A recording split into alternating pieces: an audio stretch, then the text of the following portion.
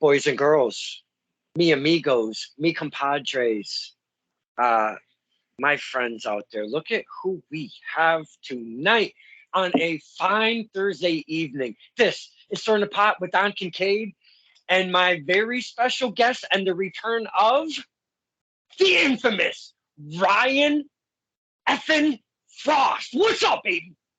I don't ever get tired of hearing that. That's you. Thank you. Woo! Ryan Frost has oh, I'm sorry. Go ahead, sir. Go ahead. I'm just saying it's you. It's you. You're the star of the show, pal. Like it's no. Like I am so privileged that you, and I know that privilege is a dirty word around here, but I am definitely reaping the benefits of the fact that you are still local. You're not global. You're not so famous and so awesome that I can't talk to you no more. And like I love me some Kincaid and always will. I almost might cry here. My heart is filled with so much joy and warmth right now. I really could cry a little bit of tears of joy, though, my man. Seeing you, specifically you, Ryan Frost, the infamous one, in a DK t-shirt has brought just bundles and bundles of joy in my life. Maybe I don't understand the love that you're throwing at me, but my man, maybe you don't understand the love that I just felt when I seen you, not once, not twice, but like thrice in that DK, beautifully done, might I say, that beautifully done DK shirt. And I cannot thank you enough for A, supporting, and B, dude, wearing that at the shows. Oh my God. I see, we walk in the door with Cindy and I'll grab her and I'll be like, Ryan Frost is wearing my shirt. Oh, how we feel, man. And I don't even mean to say we, but I mean in general, like everything you do for wrestling, you know what I mean? Like, how do you think all of us feel? Because we're on the same level you are. We're all at the same shows. We're all hanging out at the same times. We're all doing the same things, you know? So when somebody like a Don Kincaid comes out, I'm not gonna throw any names under the bus or nothing, but a promoter from a company said when because you did the ring announcing for Don't Spill the Whiskey, right? Uh-huh. A promoter said to my friend Alex Rojas, "Why are you letting a mark take part in this? Why are you letting one of the fans take part in this?" And it's like, I'm gonna tell you this straight up quick. This motherfucker does more for all of us and for the entire independent scene than you or your promotion ever have. So you can kind of like sit back and come correct real quick, because Don Kincaid is a legend. And you are just a guy who books his friends and doesn't do shit. So, what I'm trying to say here, Mr. Kincaid, is that you don't have to be that excited. Like, we're all excited to be here together. You are an incredible, valuable asset and contributor to our local scene. Now that we're past that, let's talk about all the stuff. Yes. Oh my God. I wanted to put you over and over and over, but you've been putting me over and over, and I just can't. I'm gonna cry, my man. Oh, no, You are a beautiful. I can keep putting you over. You're a beautiful human. Oh my goodness. We only have like 4 hours, so. Hey, I'll reiterate, and I've said it multiple times on many interviews and even in general conversation. I've talked to a Dan the Man facsimile, a plastic fucking doll, for 2.5 hours. So, I mean, I can go. So, I mean, it is what it is. It is what it is, my man. You were trained. You were trained to be a lumberjack. I was. I have the suspenders still right here on the shelf in my closet right here. I broke them out and I actually showed who the hell did I show them on an interview? We were having some fun with it. I can't remember, but I did pull them out and we were reminiscing about said lumberjacking. Yes, I was at one time in my life a lumberjack. You are correct. And can I say, And I know times are different right now with one infamous Ryan Frost. We'll definitely get into that because the Frost force is strong, baby. Um, Training without Jabroni will always and forever to eternity always hold a place in my heart. And as yourself, because there was some parts played within such training with yourself, and I'll never forget that. And hashtag So where in the world also is one of my El great Jabroni? moments for the rest of my career as well. Oh God, so much fun and criminal amounts of fun. Um, Ryan, it's been the very first time we spoke was back in July. Check this shit out. July of 2019. All right. So it's been a minute. This will be episode 310 of Stirring the Pot with Ryan Frost. And I'm really stoked that you're coming on the show because things have really, really changed. We talk about evolution. We talk about character. We talk about story. We talk about interaction with the fans. We talk about the in ring. All of that. We talk all about that stuff on this show. And you're doing all of that right before our eyes. Post COVID, shit really started changing here. I want to take the fans back a little bit. You're the infamous Ryan Frost. I've seen you since day one. Since day one, you were actually tag teaming with Dirtbag Dan. Yeah. That was a hoot, if you will. And I've seen you evolve. But post COVID, things have really, really taken a turn. So let's take it from post COVID, where cold cash is okay. Can you speak about, because I did interview both yourself and TJ Howell collectively as Cold Cash. So it's not like I haven't interviewed you at all since 2019 of July. Plus, we did that 6K celebration. That was a hoot. Holy shit! The game show stirred the pot. Sure. That. But yeah, please talk to us about the era of when I actually interviewed you as Cold Cash, and kind of talk us through and what's been going on with the evolution of Ryan Frost, please. So Cold Cash was, you know, in or out of kayfabe, however you want to address it. Like it was TJ Howell the third, the person, the wrestler, the performer, the institution was not getting anywhere. And the infamous Ryan Frost, while I had had some really cool opportunities, I wasn't getting where I'd like to get. I've got cats in this room. No, get off of that. No. If I break out, we'll click back on. But That's quite all right. That's quite all right. So TJ Howell III was not where he wanted to be. The infamous Ryan Frost, was doing shit, but like not particularly thrilled with my standing as well. And not only did Test of Strength need villains, but Test of Strength needed tag teams. And it was like, well, listen, you got a lot of money. I'm funny. Let's get together, make some videos, do some tag team matches. And I learned so much about tag team wrestling as both a hero or a villain. I learned so much about the art of tag team wrestling as a teammate of TJ's that like I would never trade it for anything. It was an invaluable stretch of my journey that could not be traded out for anything else. And I really appreciate TJ for really believing in the concept and really like helping kind of engineer me as a tag wrestler, helping both of us. Trying to think of the right way to put it, and there's no wrong way to put it. It's just thank you, to him.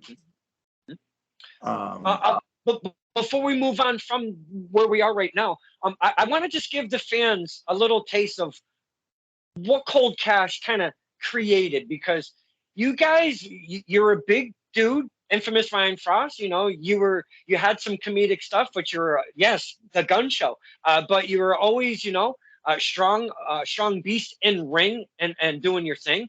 Then you had TJ Howell. He's an upcomer. He's got a lot of cash. He's got a mouth about him. So you guys really, when you got together, I'm like, this is some total opposite bullshit. What is Test of Strength doing? But it worked. And I just want to point out an instance that adds to everything that you guys did up to a point, obviously. There was a caddy Tucker, and their entrance was absolute money, okay? Every single time, because there was a little bit of different nuance every single time. So TJ would come out, well, Caddy would come out holding his bags, TJ, then Ryan Frost, they'd get into the ring, TJ would kneel on the mat, he'd do a pose, and obviously Caddy would be by TJ's side, but Ryan Frost is coming up behind the muscle. He's usually holding the kendo stick, and he'll, woo, some of my fave shit, man, would just stretch his arms out like an EC dub kind of homage, if you will, with the kendo stick. And Caddy would fly about 30,000 feet across the room. And it was some of the most comedic, just most strong arm, you little piece of crap, get out of my way stuff. But it was just so wrestling. And what you guys were doing, it was just such a little piece. Boys and girls, money every single time. And look at Ryan's smile. I love Tucker. So much fun. Invaluable contributor to everything that Cold Cash was. For sure. It wouldn't have worked without him. And I didn't mean to cut you off on this evolution of Frost, but I did want to kind of pull that out because just that one nuance in your entrance only, never mind what you guys were doing otherwise in the end ring. Those are the things that get the fans to latch on to you as characters and wrestlers and performers and athletes. I love it all. And that was just such good chemistry, I guess, is my big point with all of what I said. Yeah. If I had my way, Caddy would have been involved in the entire. Well, he was in a way, because when I fought TJ, and Aubrey got involved, and she turned on me.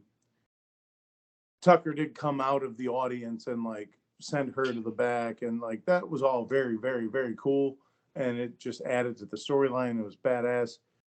But I would still have Tucker involved. I would have him doing something what he did was absolutely integral to the entire composition that we were. Absolutely agree. As artists, Absolutely agree. So we're at this point, and I didn't mean to get off topic or whatever. So we're at a point where you and TJ are really starting to mesh very well. Take us from what's going on, because there started being some bratty shit going on TJ Howell's side, and there was some stuff with, like you said, the videos, the promos and whatnot. There looked like there was starting to be a breakdown. So let's start working into that, because that was some of the most, as a fan, some of the most fun stuff. Holy cow. I just think that the characters were so, the people who were talking were so different. You know what I mean? And Ryan Frost, as a person, is from Buffalo, New York, and he's blue collar and he's hardworking, and he feels like nobody gives him the credit he deserves. So he already has a chip on his shoulder. He already has a little bit of an inferiority complex. I'm not the one who said it. It's been said. So then the big rich guy says, "Oh, you're 8 fucking feet tall. How about you are my guy, and then we are in a tag team together." Ryan Frost was never TJ Howell's bitch. He was never TJ Howell's muscle. We were a team of equally independent, strong characters in a tag team that wanted to win matches. And the goal was to become the Test of Strength Tag Team Champions. And at the time, Slick Wagner Brown and Blue Thunder Jay Freddy were the tag team champions. And it's okay, well, you need somebody to challenge. the tag team champions and you need villains, well, we're villains and we're going to come challenge you guys. And we called them out 100 times. And there was something about Cold Cash that wasn't gripping on all cylinders, you know? And I don't know what it was. And it's fine that it wasn't, because the whole split, the whole feud, bro, I wouldn't trade the stepladder match for anything. That magical moment. And spoiler alert, my concept, I came up with it. The Oh, wow. step was so fucking great. And like the relationship with the stepdads going forward even is so cool. And the feud against TJ was so good. Like I wouldn't have changed anything. And it was all TJ's idea. So the meltdown of Cold Cash, myself, the Frost Force collectively, we'll get into that in a bit, and some of the other fans were latching on to Cold Cash is not okay. But you guys even went as far as making a T-shirt, Cold Cash is okay. And I mean, you guys were embracing it and running with it. I have that shirt. I've almost worn it to a show or two, but I'm afraid to break that out and have a repercussion of one Mr. Frost. So, Please, I would love to see that. So yes, where, bro? Where? I do have a privilege and the honor of having the ownership of one said Cold Cash is okay shirt. So I mean, you guys are really embracing that whole storyline, and that's what I love. And I know all promotions, no matter where you go, they always say we love, wrestling is about storylines and characters, but not all promotions brings storylines and characters to the forefront. Test of Strength, one of my favorite promotions, mostly, if anything, my home base, if you will, storylines and characters aplenty, not just within Test of Strength, but the people that they bring in, the talent that they bring in from the outside and whatnot.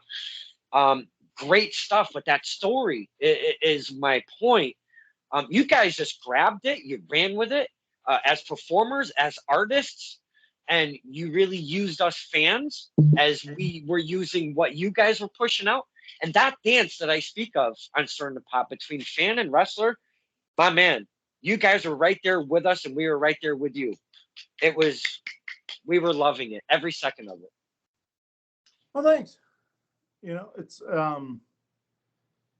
Cold Cash was and continues to be a really cool concept. There's no one saying never again. Never. And if it happened again, maybe the fans would be behind it instead of being pissed about it. Well, I mean, the Undertaker did say, when you're feuding with the stepdads, it's easy. You know what I mean? They're great characters, don't you love going to work when you're going against the stepdads? Oh, it's great. I'm gonna again. I mean, stay tuned. I'm gonna. Oh wow. Again. And I just tagged with them, and it was fun. AF, it was great. AF, yes. Everything we do with them is always good, man. And every time we're gonna work together, we always message each other, and we're always talking, and it's like, oh man, this is gonna be good, huh? And it's like, yeah, it'll be fun. Spoiler alert, Rad Dad found me the vest that I came out with at Lone Survivor 3. Ooh. He found one that was small. He found one that was my size. Kept both of them. I wore the big one. Gave it back to him afterwards. Now they have these vests. Ooh. Because one of them fits Rad and one of them fits Wade. You can keep them both, but give me a stepdad shirt. So now I have a stepdad. Yes. And it's all magical, man. Yes. From stepdads have been spreading their wings to some new promotions here and there. And I've seen fans from places that I don't frequent and some of the places I do frequent with the fans that I'm associated with. They are very in the same boat. As soon as they meet the stepdads, as soon as they see the stepdads come out, as soon as they see the stepdads perform, they fall right in love with these guys. They really know how to take you on these rides with them.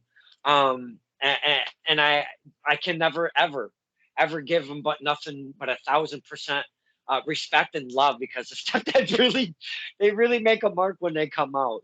Like you said, magical, always really a lot of fun and take you on this ride. And that's why that whole Cold Cash storyline was something to behold, because here we are.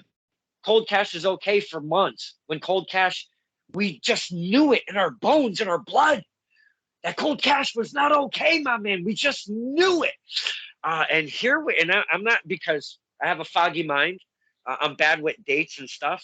Hey, But here, we're shouting out Foggy. uh, we get to an event.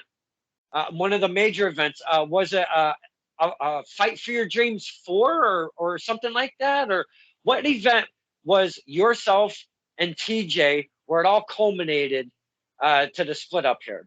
I believe it was Fight for Your Dreams 4. Okay. And you going against Howell, the crowd was absolutely, that was like legit, really. That I think that's the biggest pop I've heard for Ryan Frost since I've seen you wrestle personally. Because I don't go to every show you're on, which kind of sucks. I'd love to get to them all. But for me personally, man, with the Frost Force behind you, and the rest of the fans, and you came out and you had some beautiful new looking gear. Man, what? Just talking about it, man, the goosey bumps, bro. Great times, great memories. And you come rolling out after the win against TJ Howell, and you kind of laid your body across the now known as Frost Force. We're talking Jackie G, Joey G from the Sign Rip podcast.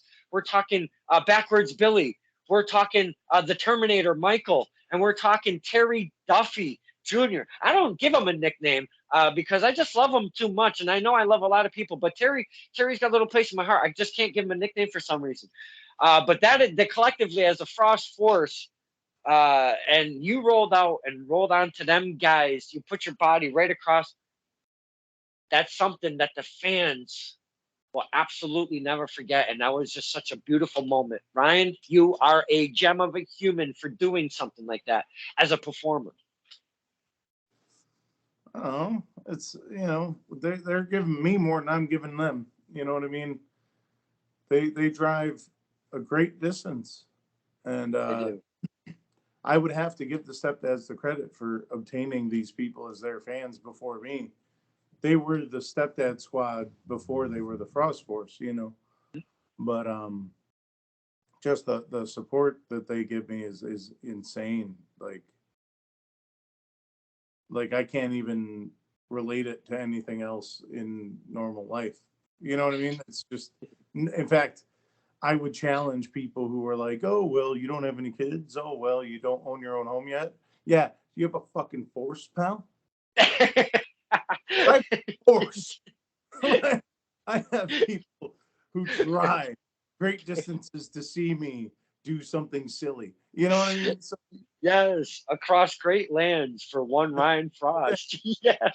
Frost Force is better than owning a home or having a child. I said it, print it. It's incredible. You did legit print it. The gear, the merch, if you will, is absolutely amazing. That was great. Oh, Oh, whenever the Frost Force merch started coming out, I absolutely was like lost my damn mind. I'm like, are you kidding me? It's taking on a life of its own, and it's beautiful. oh, you got yours soon. Oh yeah, The same day yes. all those guys did. And Mm-hmm. it was important to me because I knew, And not because we have heelshit.com, right? And like you could yeah. buy it on that. Mhm. And that money goes to the dojo, right? That doesn't go to me. That goes to Test of Strength. And I'm perfectly happy with that. If you buy a Ryan effing Frost shirt, if you buy the Ryan effing Frost Christmas shirt, If you buy Ryan Frost, the new hardcore icon, on heelshit.com, which is the Amazon, that money goes to the dojo. It doesn't go to me. And I'm perfectly happy about that. But these Frost Force shirts, which the design is still a heel shit design, but I'm getting those made and I'm selling them myself and I'm taking that profit. If you buy that for me, you're benefiting me. And I appreciate that, right? And that's what these guys all wanted to do. And I wanted you, specifically Don, and the Joe or Jackie G, Jackie G. all these guys. I wanted everybody who comes to see me to get these first. I didn't want anyone else to wear these shirts except people who came to me and got it, you know? And I gave a few people a discount, you know, it's fine. But that was my goal was, you know, people are wearing these shirts and other fans who may or may not support me are going to see these shirts. And if they do want to support me, they're going to be like, where do I get that? Well, you got to talk to me. And it's front row at a lot of shows, you know, it's like, it's out there. Like you know, Fogman's footage, your footage, like Picture Dave's pictures, like there's Frost Force shirts out there. People are wearing them. So like, it matters a lot to me that the people who support me the best got them first, you know? And I think the icing on the cake, if you will, with the cherry, however you want to put it, is when all of us got a picture inside the dojo against the ring with Ryan Frost dead center wearing a DK shirt and us wearing the Frost Force shirt. Oh man, I want to keep that the cover for the rest of time, but I've been finding myself changing my profile and cover once a week on Saturday mornings, trying to on a regular basis. It's a lot of fun doing that as of late. I've been having fun doing that. But that picture alone, holds a dear place in my heart. I absolutely love that picture. Good. Because it's the same shit.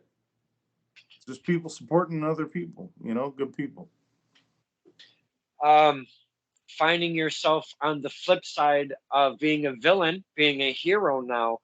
It's been a minute so far. It's been a good few months solid, maybe 6 months or longer. Talk to us about transitioning from the dark side to the light side, to you know, because you were the infamous Ryan Frost. You were this kind of cold-blooded dude, and here we are at a very different point in evolution, if you will, in the career. It's not just like, let's throw this out, stick it to the wall, see what happens. I mean, maybe sometimes it is, but this is something that you have to dedicate yourself to, going from one side to another and really embracing it. And that's exactly what you're doing. So talk to us about this transition. Was it easy? Was it a little difficult? Because you've been this villain the whole time. If I'm going to go back, all I want to say to start this whole conversation is when I was in Battlefront, right? And we were doing sold out shows all the time, right? And like, I'm not trying to be any kind of way, like, I'm not talking derogatorily about anybody or supporting anybody. I'm just saying that when Test of Strength talent was on those bills, they were selling that shit out, right? Yes, sir. When I was out there and I was getting the reactions I was getting, and a lot of those matchups may never have happened anywhere else. And I definitely acknowledge the fact that being at Battlefront at that time gave me a lot of really awesome opportunities, right? Yeah. I would never say anything otherwise. Absolutely. When these matches were happening and this shit was sold out, I was convinced that all you had to do to change me from a good guy to a bad guy, so to speak, I just have to go after bad guys instead of going after good guys. And these people are going to cheer for me because we had them. And I'm not saying me personally, I'm saying we. Like, I'm saying the promotion. I'm saying everything that went into the event had these people ready for the infamous Ryan Frost to be a big part of the event. Mhm. And if I was a big part of the event and I was against the bad guy, I would like to think that they probably would have been behind me.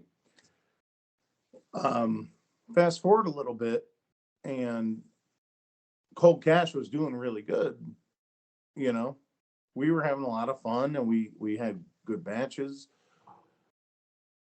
I One of my favorite matches was a four-way against the Faceless Ones, Jay Bougie, and PJ Savage, Mhm. Waves and Curls, and then Cold Cash. That was so fun, man. Everyone in that match was good. I was like, shit, I didn't realize it could be this easy because everyone was good. And that was the first time that the takeover, if you will, the faceless ones, Jay Bougie, PJ Yeah. Savage, that was their introduction to basically our area. And then TJ Howell recognizes Jay Bougie from Yachts because these guys just like do brunch and shit. I don't know.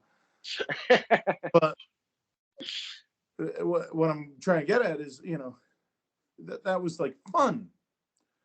But the crowd was behind us even then. So then the stepdads come in. Cold Cash is jealous. They fight. They beef. Step ladder match, which was an awesome story. It really was. Like, I'm not. Am I a dick for saying that? No, no, no, not at all. I will always embrace that match. Always. And it ends, and TJ Howell the third, like, says, "Well, we never win. Fuck you." Bow, bow, bow. So now you would have never thought I would have got sympathy, but I got sympathy. And, and there go the stepdads. We all shake hands, and now I'm a good guy, right? And everything I thought would happen kind of did happen. Whereas, the fans enjoy the character Ryan Frost for a lot of reasons. He doesn't lie.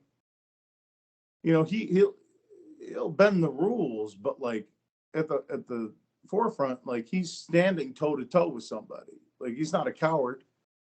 He's there for a fight. Um, I'm trying to like justify when he was a bad guy, people liked him. The promos aren't bad. Like, I could talk a little bit. Um, and at the end of the day, you look at Ryan Frost, and that's a wrestler. That's a guy who's getting into a fight. I'm not saying that anybody else isn't. I'm just saying that I am.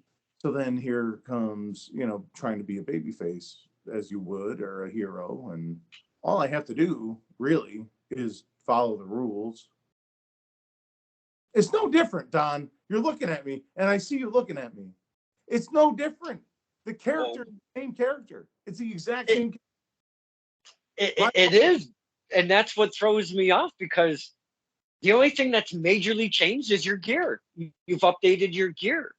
Well, And that doesn't say face or heel, but it came out beautiful. And it doesn't say face or heel, but it's just like, I only wear it to test the strength. yeah, because I go anywhere else, it's tough. And that's something I'd really like to latch on to, because even on Shut Up and Wrestle, I make the graphics for Shut Up and Wrestle over there at Kevin Landry's Combine. And it's like, yeah, make sure you give me. Thank you, sir. I appreciate that. Give me Frosty in the black. Give me the mean mugged Frosty. And I'm like, but that's not Frosty night. It is around here. And I'm like, wow, okay, I got you. And I see that in different promotions, even to very recently coming up as tomorrow night. And we're going to speak on this. I just had Nick Harcheri on. You're going against one Coach Will over at WTF. Watch this fight. So, I mean, this. And he puts this post out like, this guy's a dick. He talks down to people. And somebody's like, Ryan Frost is the greatest. He never talked down to me or my family. We support him. Somebody else is like, Frost knows. Because this is the first time it happened. Time that fans are like, no, this is our hero. Yeah. In other promotions. It's crazy. I don't even know what to do. And that's the tough balance of being the bad guy and being the good guy and Well, the whole different time, spots. like, yeah, people in Rhode Island don't fucking know. People in Boston don't fucking know. People in Ohio and Indiana don't know. I'm just gonna go out there and be a bad guy. They don't know. They don't. Right. But now this is the first somebody's jumping on the post and being like, "Oh, fuck you, he's great." That's awesome. Oh man. I kind of want to stay on the topic of the Frost Force because stepdad squad slash Frost Force, if you will. Sure. Um, because those guys do bring the energy, man. We met them at a Dear Norma, if I'm not mistaken, at Riders. There was a memory that just came out not that long ago. They came out to really support the stepdads, and it's grown into what it's grown into over at Test of Strength. You've seen it firsthand. They bring the signs, they bring the energy, they bring their vocal cords with them. That's for damn sure. And the creativity between Jackie G and Terry Duffy specifically, those two guys have just brought some amazing signs, some amazing artistry that is just absolutely memorable. These signs that you're seeing as part of the Frost Force, as being this different guy, if you will, but the same.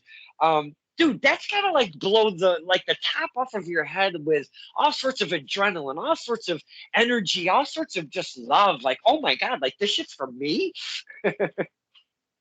So Terry Duffy made a United States of Frost sign. Yes. It's like you know some of my friends, and you know that like a lot of things that have happened in the United States of America have been kind of shitty over the last couple of years, and you know, throughout the course of history, really. But you know, I have reasons to try to represent some patriotism. I'm trying to, you know, maintain this American ideal that is long since gone. And my buddy Gebra was the biggest patriot there was, and like he had this whole GI Joe mentality. He went and served in the army, and he passed away. And like the fact that I hold a United States championship actually means something to me. You know what I mean?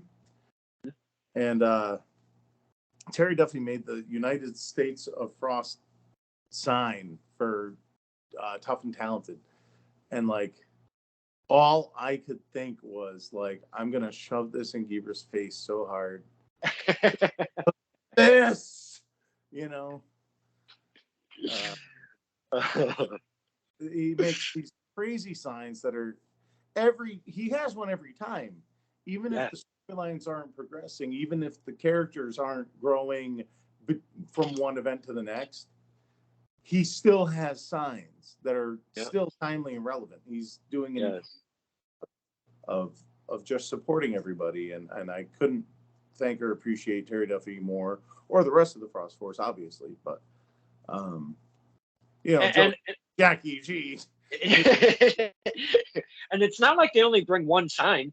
They bring like Terry Duffy cardboard. They're all made of cardboard. He's got a stack of them like there. There's got to be like a dozen, if not more, signs that he makes. Then Jackie G, he's got a legit sign bag where he uses white construction paper, and they just come out at that thing. He's got a ton of them.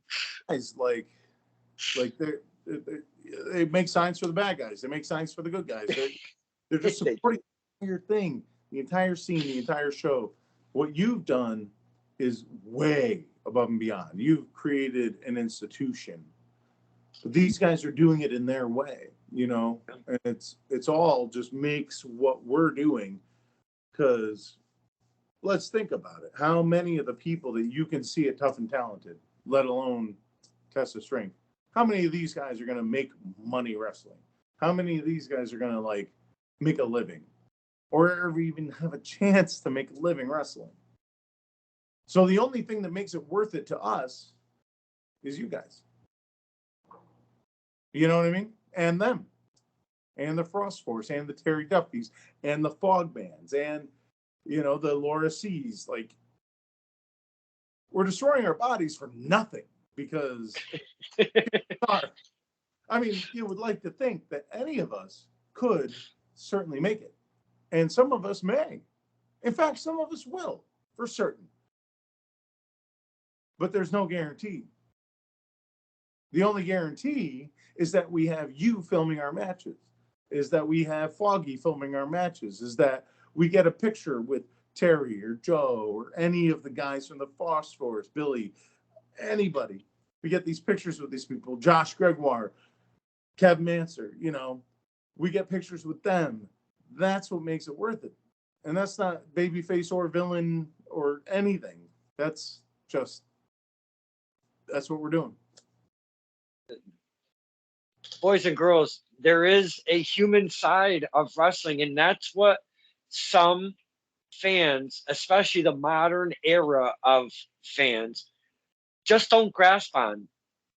Maybe you do see them, and I'll take the TV side of it. Maybe you see them on TV on a weekly basis, and they're on the road, working day after day, night after night, if you will, going to different places, traveling in between after performing, and then working the next night, if you will, or even sometimes multiple in the same evening. But you see these people on TV, and you're like, they've got it made. They're making a ton of money, blah, blah, blah, this and that. Look at their rock stars, they're superstars, this and that. And there is a stigma, if you will, of a perception. I should say a perception, not a stigma, of that they're rock stars and movie stars, basically, that wrestle, and they're doing their thing, and they've got nothing to worry about. Bullshit. They have the bills. They have the heartbreaks of their family members getting in accidents, or their dog dying, or they stub their toe and they got to run and do a gig, but their toe is bleeding profusely, but somehow they got to get through a wrestling match, or they took a bump and it really fucked them up that day, and they're so sore, but yet they're going in the ring to perform for us. And many, many more other aspects. I can go on and on and on about different scenarios. But that's what the wrestlers, male, female, no matter what they are, gender, it doesn't matter, sex, religion, that's what they do for us. The sacrifices that I've spoken about on STP, that's what they do for us. They get in that damn ring, they walk through the doors first and get into their zone to get into it with us, interact with us, and have that kind of memories and those good times. So I hate when the fans just really take advantage, reaching out to family members or thinking that they are part of your real life. No, you're not. Let them live their own lives. They've got separate shit going on. There's professional and there's personal. And I've never stepped those boundary lines, and I hate the ones that do. And I know I'm kind of rambling on this weird tangent about fans, but the sacrifices is my point. I'm trying to piggyback on what Ryan's saying. What they do to their bodies. Not only that, their mental state, in order what it takes to be a wrestler, their diets, the time that they have to take out of their lives to go and work out and keep their body fit and all of that, and make sure that their training is in check so that they don't hurt their friends or their opponents across from them. I applaud you, my friend Ryan. You're doing a bang up job, and the fans are really starting to grasp hard on what's going on with the infamous Ryan Fraust, and I absolutely love every second of it, and I think it's just amazing. I appreciate that, Don, and I appreciate everything you just said. And I think a lot of wrestlers get this like dark, like resentful opinion of the fans, because a lot of fans will do what you're saying, and kind of just like put themselves in the wrestler's place, or like overstep their bounds with the wrestlers. If you're friends with a wrestler, you're friends with the wrestler. But if it's hard to delineate exactly where that line is. It is. I mean? It's a fickle place. Who are like, oh well, I'm going to talk to this venue because on behalf of Test of Strength and try to get you guys booked there, and I'm like, bro, you can't do that. Like, I am not Tessa Strength. Like Wagner is my trainer. Like, you know what I mean? Like I can't speak for Tessa Strength, so you can't do that. Second Right. off, you don't even wrestle. Like, you're not. You have nothing to do with it, so you can't do that. You know, you could talk to me, and then I could talk to Wagner, and then, like there's a chain of command. Right.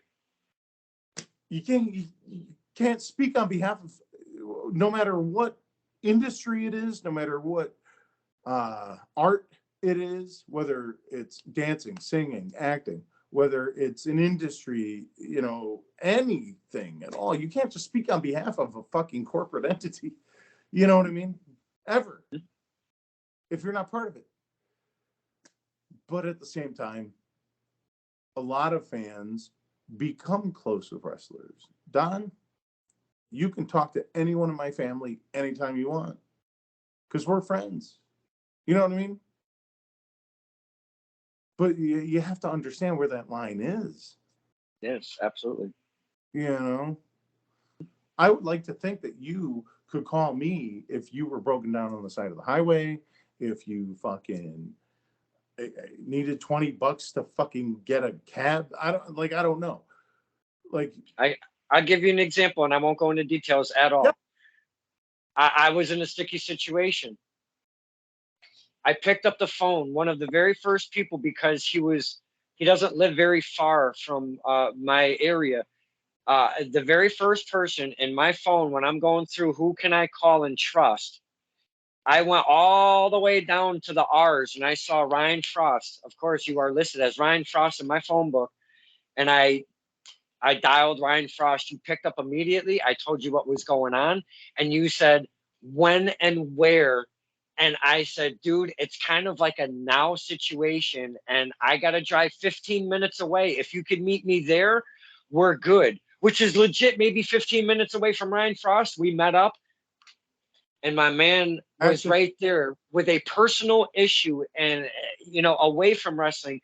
We're talking friendship, relationship, and I will never ever forget that. And that's kind of where we sit with that, my friend. And I will always be in debt for you for that. From here to eternity. and I forgot about that. But wrestling fans, listen, you don't get that. Like, you don't get that. You have to like be friends with somebody. That's what I'm saying. That Like, line is very fickle, sir. Very fickle. and like, wait, what's fickle? Well, Daniel Bryan, at that point in his career, WWE Universe is fickle. Wrestling is fickle. It seemed like he was fed up, and there was just this line that You mean, he but felt you like, mean Mick with the belt that was like the hemp? yeah, it was a wooden fucking But belt. but yeah, I don't know, man. Like I'll ever have I've met through wrestling, you know. And I'm actually oh even man, better friends with people that I would never have thought in a million years that I would be, bless you. I would have never thought in a million years I would be friends with. People I idolized, and I'm friends with them now, like actual friends. Like, what are you doing on Easter, friends? And it's like, it's crazy to me. You know, Alex Rojas, bro, I'll fucking. He could call me because his cat died, and I would be there. I want to stay on this subject real quick because Alex Rojas, the GMIC, the general manager in charge at Tesla Strength Wrestling, East Hartford, Connecticut, at the dojo.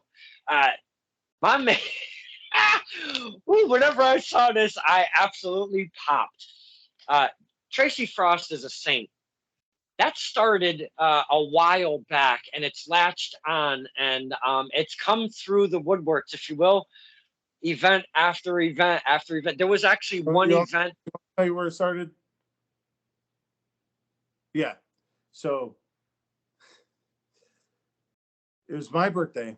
I was supposed to wrestle Just Incredible. And I told Scott, God damn it, I said, you tell me he won't be just incarcerated and I'll agree to it. He was in jail. And I had fight Brutal Bob Evans instead on my birthday. Turns out it was a fun match, and I got a new mentor. Like, Bob Evans has been cool to me ever since. We've traveled halfway across the country. Love Bob Evans. But yeah, so that's where Scott's there, and he says, I'm gonna smack you in the face in front of your mother on your birthday. And I said, you keep Tracy Frost's name out of your mouth. Tracy Frost is a saint. And Alex said, oh, I got to make that shirt someday. Yes. And then for Christmas past year, he made the Tracy Frost is a Saint shirt. Yes. Now I have summarized this entire debacle. Please continue. No, not at all. Because that was the whole thing of at one specific event that she was coming to a TOS event. I said all day, it was for Halloween Throwdown 2, I want to say. I was Ryan Frost. I had little skinny ass fucking wrist tape that said, I said it, I meant it. It's I awesome. I had a kendo stick. I had a I said it, I meant it shirt. I was gonna wear a bald cap, but it made me look like a Star Trek character. Bald cap. So that didn't work out. And I figured, what could I say to represent Ryan Frost? And probably every 15, 20, 30 minutes, I would just scream like Tourette's. Tracy Frost is a saint, no matter what I was doing, no matter where I was, if it was in the middle of a promo or not. And that was my shtick for the night of being Ryan Frost, was Tracy Frost is a saint. And whenever I seen that shirt, I lost my damn mind. What a cool homage to Tracy Frost. Beautiful, beautiful print. Beautiful. That was just something else. You've got to absolutely kind of like just get tickled inside and get like all sorts of warm and fuzzy, being like, look at this stuff, man. Like the support system we talk about on STP. It could be your sister, it could be your brother, it could be a grandmother. Maybe you don't have anybody, family in your life, and it may be some of your peers that really lift you up through this whole crazy world of wrestling. Your mom is right there, right behind you, dude. And not only that, she has her own wrestling shirt. That's really got to be so cool for you. No, it's she actually, because my mother actually is kind of a religious person. She goes to church and all that, and somebody called her out on idolatry, and it was like, listen, it's nobody's making money on this. Like it's a joke. It's a design. It's right.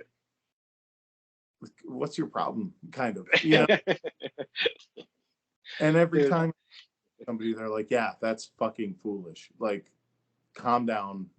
Like, it's not idolatry. It's not a problem. It's a shirt. It's fucking wrestling.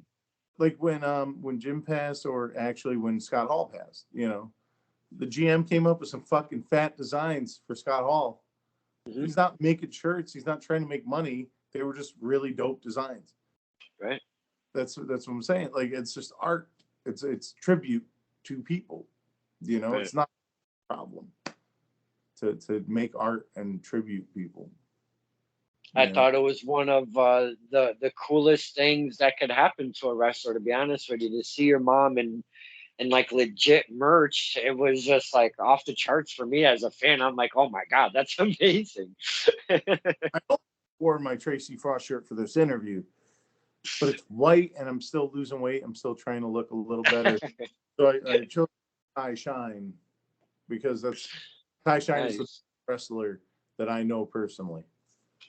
I do miss me some Ty Shine an awful lot. I mean, speaking of Ty Shine, there was, and I'm still hoping, there is this rivalry, if you will, between Ty Shine, the best browser in the business, and one Jackie G, because they're both bowlers, okay. and there's supposed to be a bowl off between Ty Shine and Jackie G. It was supposed to happen in March, but the dates just didn't jive, and we're still trying to figure it out because I'm supposed to film this, dude. I cannot wait for this to go down. Be there with you. We're gonna do so.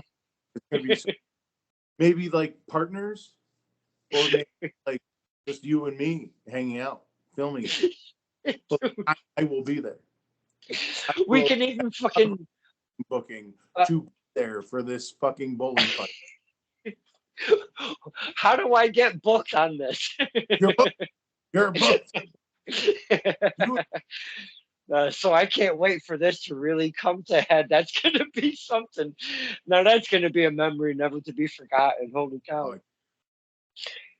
Now I want to talk about, you were actually speaking of going across the country, and this isn't even with Bob Evans, which is just that human. He is just simply amazing. I've spoken with him at events.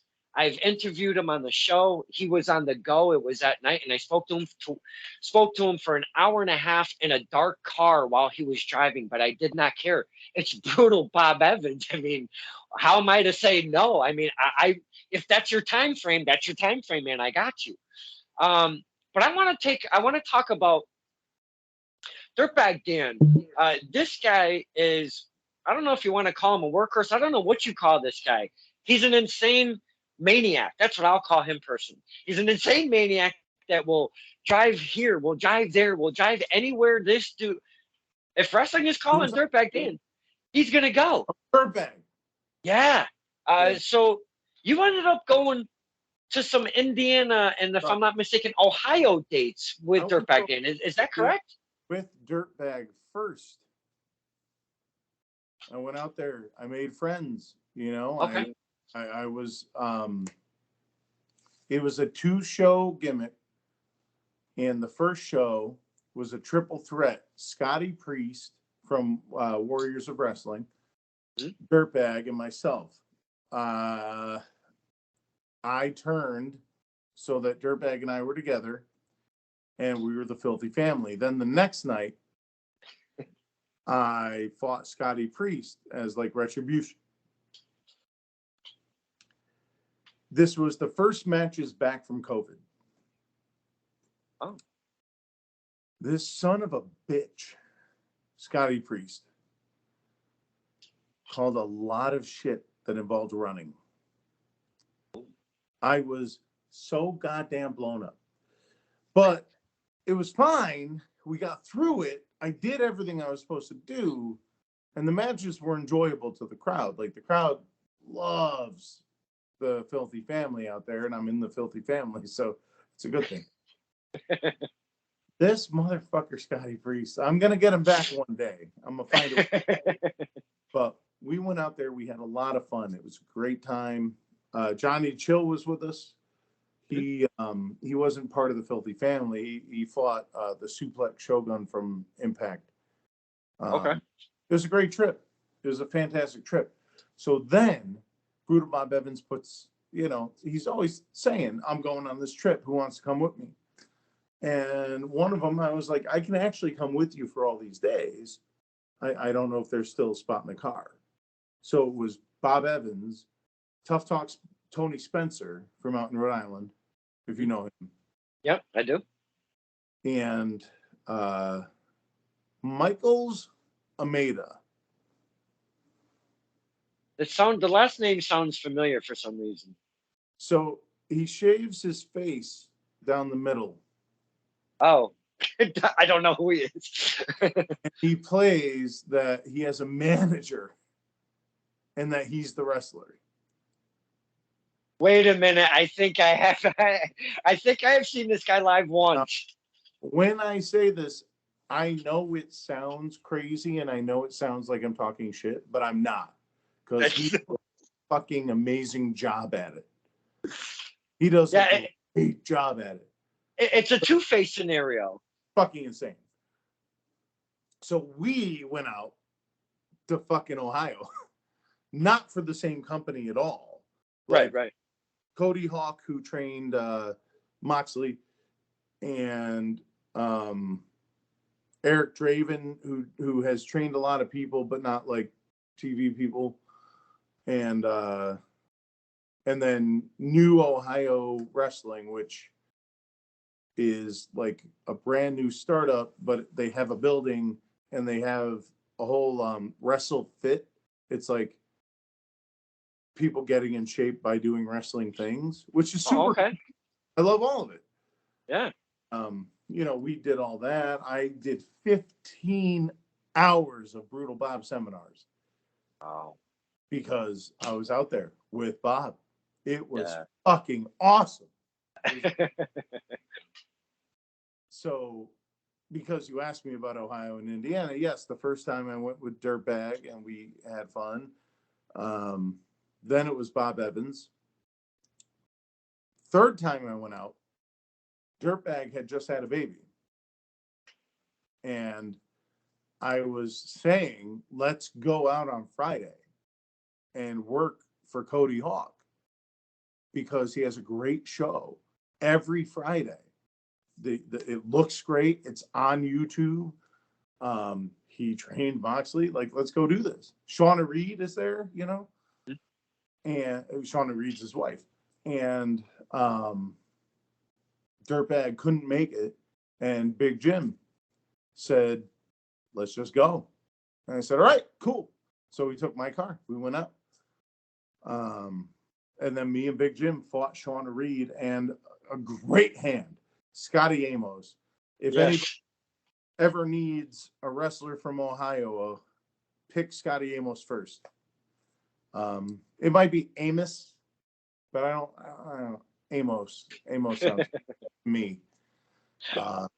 He's a great, I don't know how to say this. He could do hardcore if you want, but he's a fighter. He comes up with a lot of creative ways in and out of things. You know what I mean? Mm-hmm. But I don't know how to put it, like his style. I don't know how to describe his style specifically. Okay. He's real good, though. I'm trying to get everyone out here. All I try to do is get my guys out there and get their guys over here. That's all I try to do all the time. Now, taking these drives, like they say, doing the drives, you gain experience every single time. During the drive, your chit chat, sometimes there's some shop talk, and being in the ring or being in the locker room with some of these guys that you've never met that you might get a little tidbit from, or even a guy like Shane Douglas that rolls up there that way over there.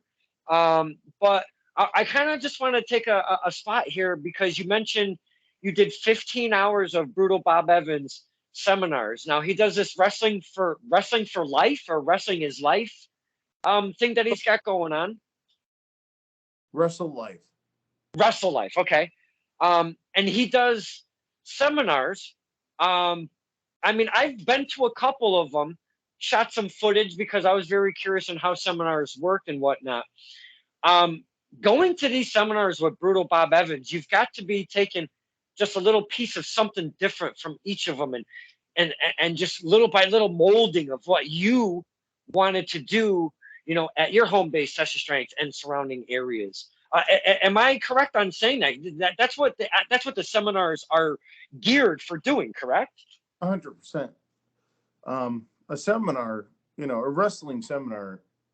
I mean, that's how I got introduced to wrestling at all, was a Stevie Retro seminar down at PWA in New Haven when they were in New Haven. A seminar is really just a wrestler who's done it talking to you about it, and sometimes that's really enlightening and incredible. Sometimes they just want to see you get blown up and they just throw you in the ring and watch you get your ass beat. And like, I don't get anything out of this. You know what I mean? Like wrestling, you're like, well, I'm not going to say any names, but this guy who was a workhorse for Ring of Honor just saw me get my ass beat. That doesn't help me at all, in any way. But, every time you get in there and you work, you get better. So there's something redemptive in that. Mm-hmm. But I like the seminars where they talk and where they tell you things and where they like open your mind a little bit, where they make you think a different way. Mm-hmm. You know what I mean? What Brutal Bob Evans does, he has a couple guys get in the ring and he has you do some shit and he critiques what you do, which is great because at a lot of places that are not tests of strength, you'll do things and no one will critique you. No one cares if you're going to be good or not, and you want to get better. So Brutal Bob Evans will always make sure that you know what you can improve on, what you could use help with. And then after the in-ring stuff, there's the whole like question and answer thing. And that's where Bob Evans exceeds because he has all this insight from all these different companies. And you could say, oh, well, he never made it. And it's like, yeah, well, he did make it, actually, because he makes a living on wrestling. Right. Like, yeah. Who made it?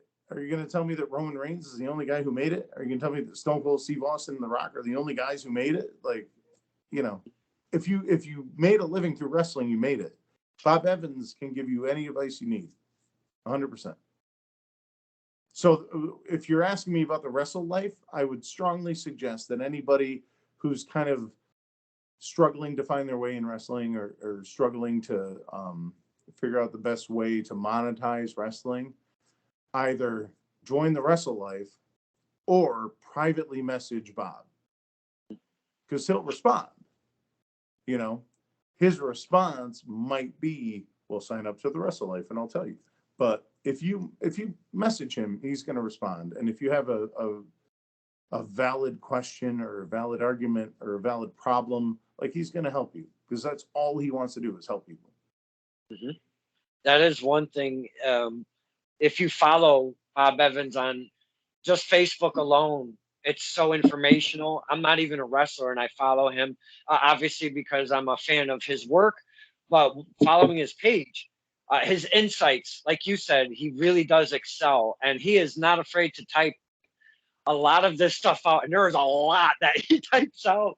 He shares it free and shares that knowledge for free on his social medias. But, and he's not trying to draw you in to get into Wrestle Life or whatever, because he makes a living at wrestling and this is part of it. But there is a lot of his insight that he just spits out there.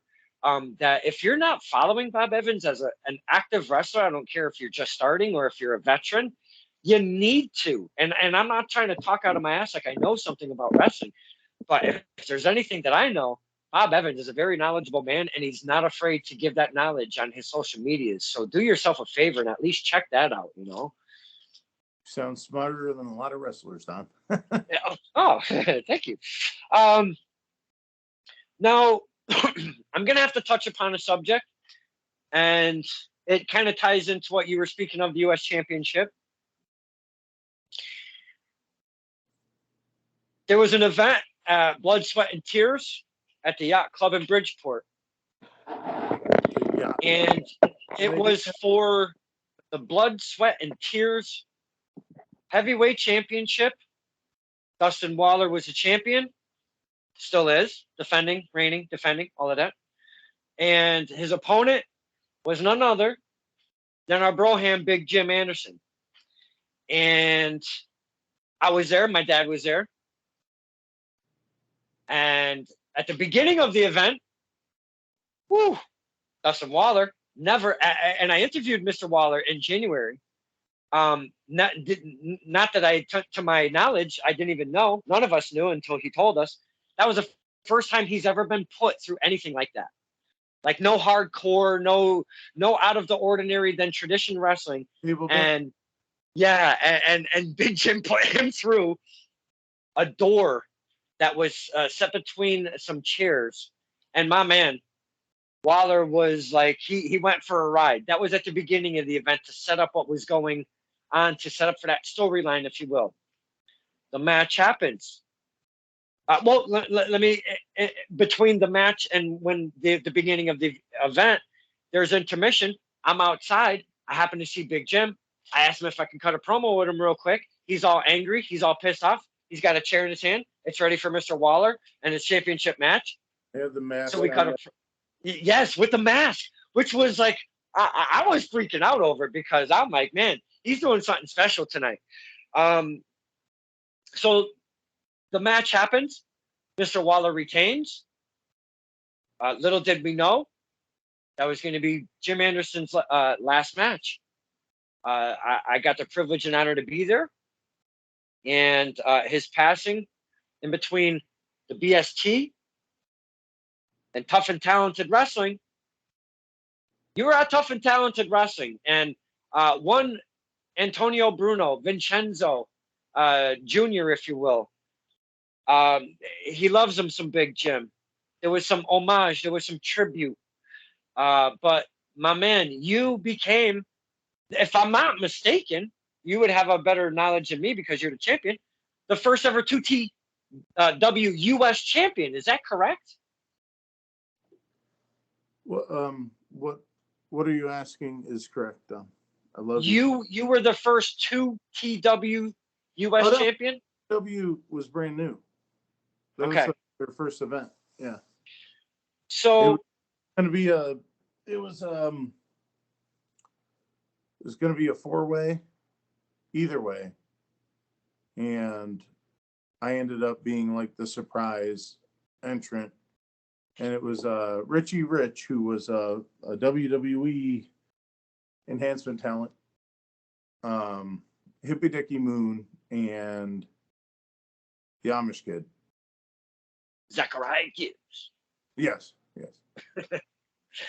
Now, I know I went from BST to here, but the tribute that yourself and anyone that won a championship that evening at 2TW, there were flowers. There were a big gym shirt on a chair. You guys hung your championships there. It was absolutely beautiful. And I tried to get as much footage as I possibly could of all you guys and girls paying tribute to him. And I didn't bring it up to, shed tears because I have a couple times talking about my man, Jim. But an amazing tribute, Ryan. I loved it all, and I know Vinny was just full of love with all of that, and it was absolutely beautiful. No, I almost for a half a second, because you were talking about BST, and then you shifted gears to Tough and Talented. For 2 seconds, Don, I love you. I was like, what? Like, I get what you're saying. I mean, they're very different things. The BST event we were at, you and I were at, we didn't know at all. No. We had no idea. And I still have some pictures on my phone, and I sent them to Flash, and I wrestled with him the night before. We defended the new World Wrestling Extreme Tag Team Championships the night before that. Mm-hmm. So yeah, I don't see necessarily, I love you dearly, I'm not giving you shit. I don't see a correlation between the two. But well, no, I was just kind of speaking on his passing, and then that it was very soon after 2TW, which was 2TW because Vinny knew him, and because everyone knew him, because he was such a great human being and such a massive influence on our entire local scene. Then we got to do 2TW, and the acknowledgement, help me with the word. The tribute. Thank you. With the chair and the shirt and the flowers, it was tough for me not to be a part of that. Because Vinny was like, "You're a surprise. You got to stay in the back." And I'm like, all right. And I know the surprise worked because of your footage, because you got Jackie G. My music hit, and if it was the same guy who was running music at the last 2TW show, it wouldn't have worked, because that guy was the shits. The music hit, and Jackie G goes, "What?" And it was like, yes. And but like, I wish I didn't have to get that pop. You know what I mean? I feel you. And Vinny told me, he was like, this was the plan before. Like, nothing has changed, but now it's for Jim. Mhm. You know what I mean? Um, Now I wanted to bring that up to kind of work into you, Big Jim, and Big Smoke. You're a faction.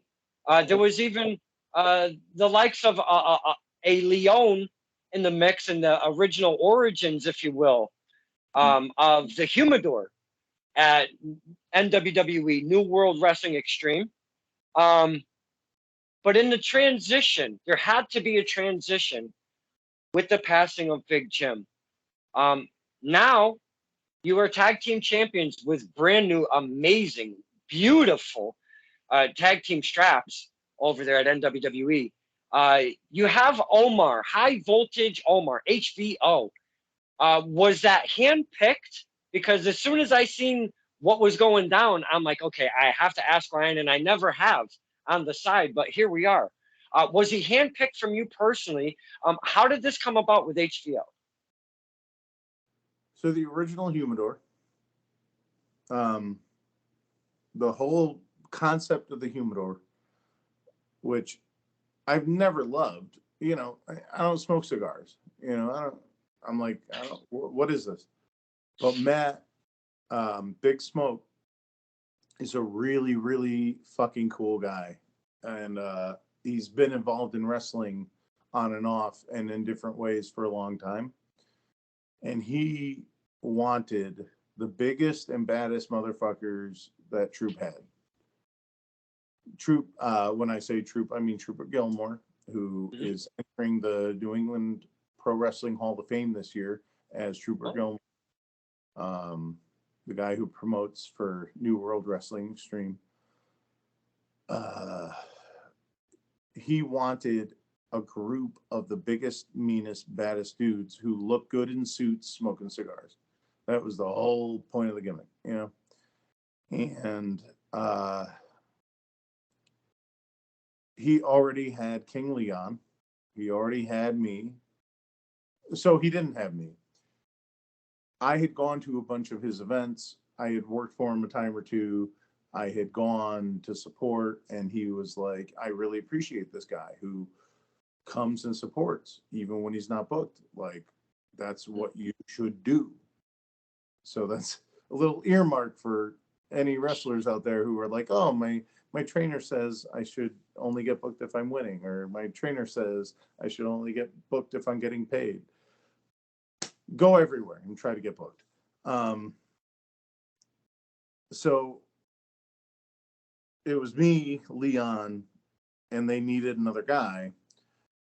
And everybody was throwing in names, and I'm not here to throw out all those names, and I'm not here to say whether or not Jim was the first, because it doesn't fucking matter. I said Jim, he had what he had going on. He had some shit going on that people didn't want to book him. And I said, but he's a great human being. I've been friends with him for a few years. Like, I vouch for him, and I think he would be a great addition. We brought him in, and as soon as they saw me standing next to this motherfucker, they were like, okay, we got our tag champ. We got OD. We got, we have what we need. You know, and that's when me and Jim, this is way before you won the tag titles. This is like when it was a thought. We started going to the gym together because he wanted me to look mean, and he knew I could. And I wish I had every routine we ever did, but I have the last round of routines that we did at the gym, and I those are the ones I still do now. And he was a friendly acquaintance for like 10 years, but like he was a good friend for like 2 to 3 years, and that's where we're at now, is the new Humidor. So the way that Omar got brought in was, you know, I told Big Smoke, I said, you know, this is your thing. You can do whatever you want. But I would like to bring in people who knew Jim, who were close to Jim, and make it about him going forward. Okay. And Omar fit that bill. And we have a few more guys who fit that bill. And they're going to be produced as it goes. I'm not even I'm not even trying to like cause dissension or like stir anything up, but No, no, no, no, no, no. That that's a tidbit. That's something to latch on to. Omar New first. additions. Omar isn't even the first. There was a guy inbox me as soon as an NWWE show was announced. Immediately, he was like, "Hey man, listen, if you need somebody to help you defend the tag titles, I got you." And I was like, "Well, I appreciate that." You know, if it was somebody else, I would have thought, "Oh, you're being selfish and you just want me to give you a belt." But it wasn't that kind of person. It was a good person. And I don't want to say that the humidor is going to be all good people because we're going to do bad things, but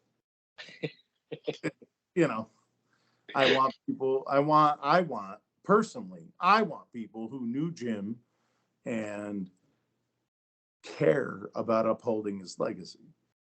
Omar is the best example of that.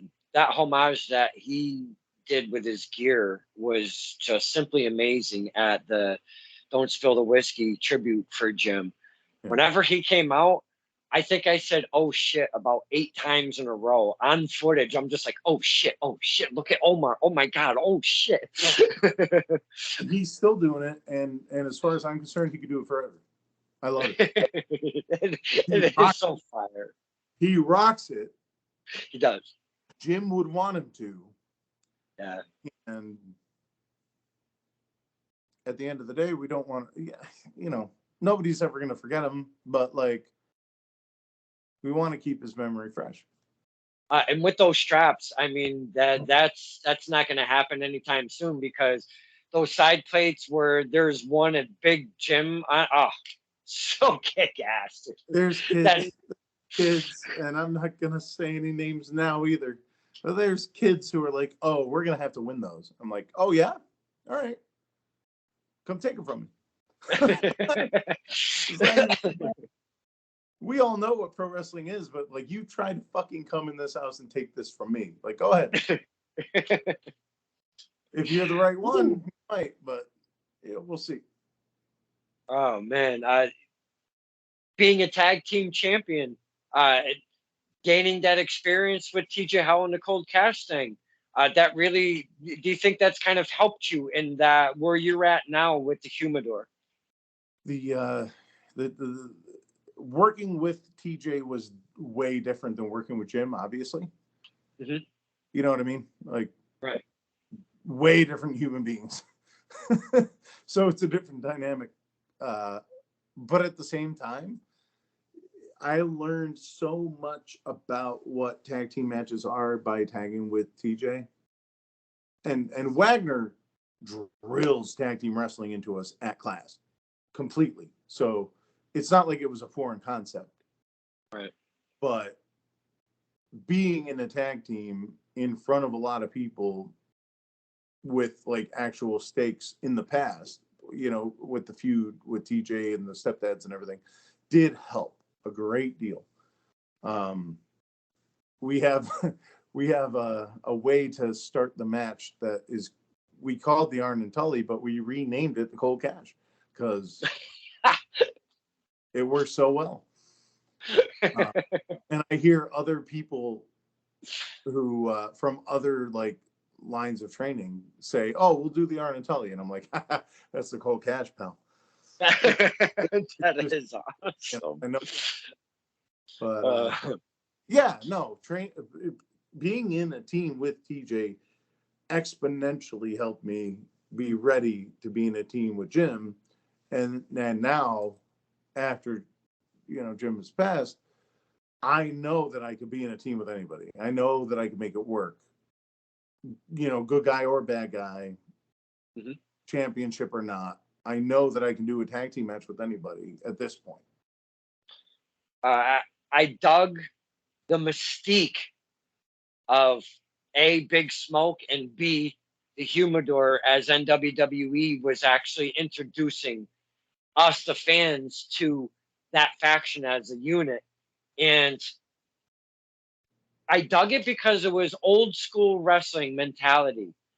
Don't just take whatever you got and throw it out on the table.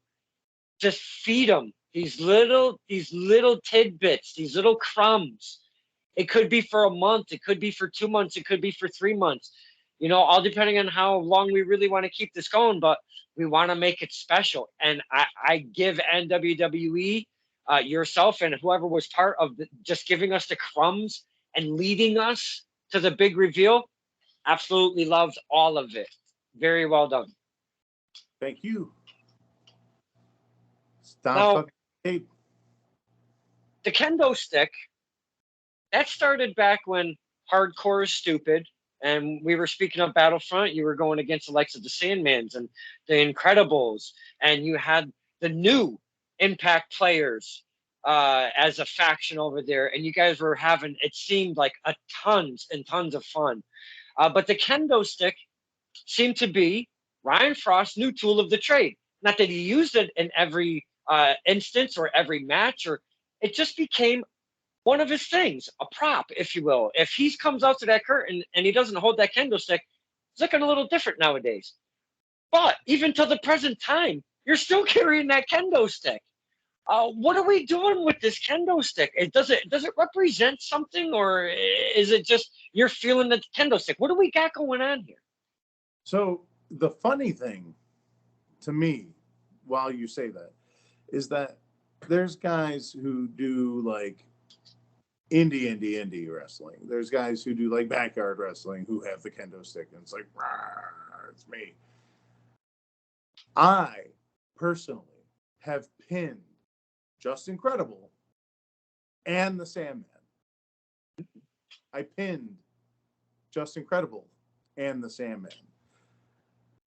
So I earned the kendo stick. Like when I come out with that, I never have to use it.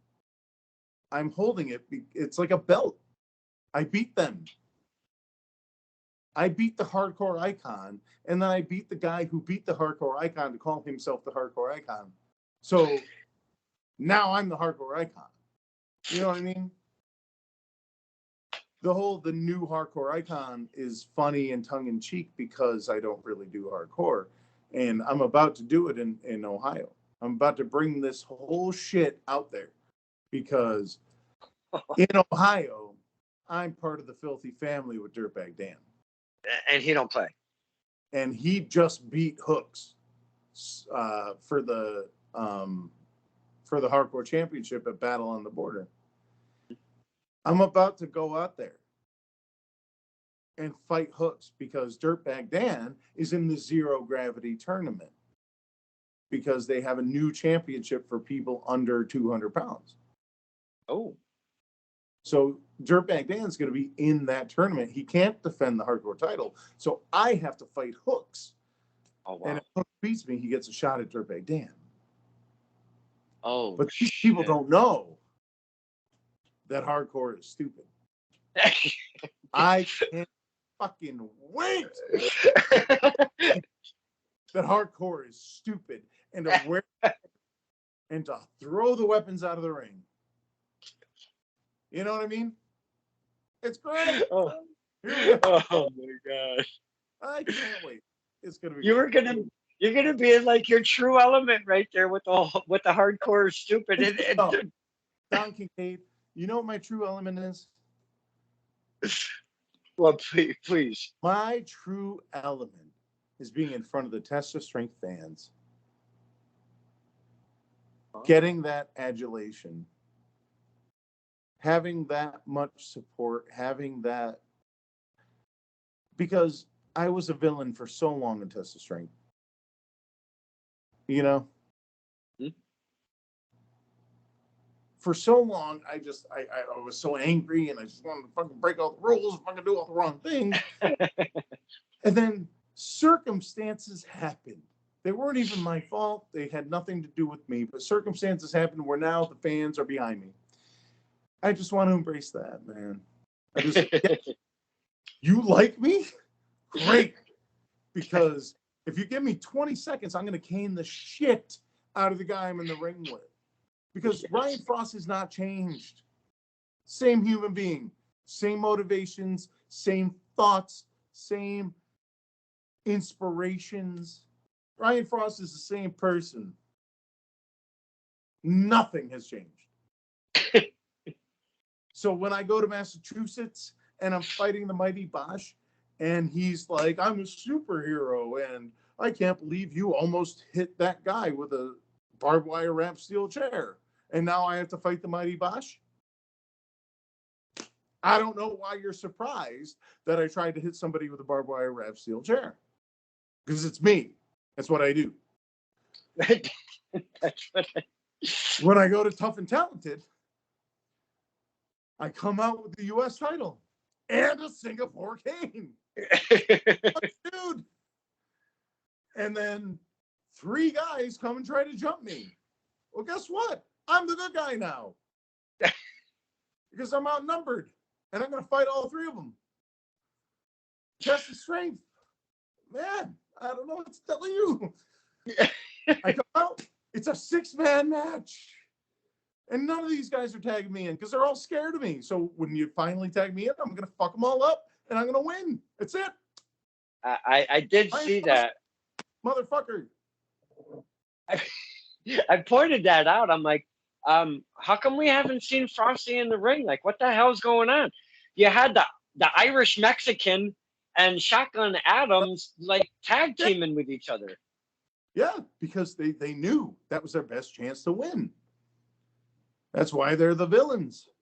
And I'm trying to tag, and I can't get the tag. And this is only one example, Don. It is just one. Me and Zach Ramsey's. I came out there. I tried to follow the rules. I tried to do it because the Frost Force was there cheering me on. And what did following the rules get me? Beat. All right, that's gross. No. I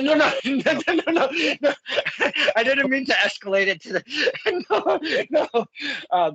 That was a shock to the entire fan base in the dojo, because when Ramses came down and got that W, we were like, wait, what the fuck just happened? He wasn't supposed to win. Like, holy shit. And I didn't want to bring that up, but you kind of triggered me on that. Now, Ramses and your promo, you were like, this is my house. You're not coming in and thinking you're going to run roughshod in my house. Well, he kind of took the W on that day. And my question to you, is there, please tell me, somewhere in the higher brass of Test of Strength, that there is going to be a redemption somewhere for Ryan Frost against Zach Ramses?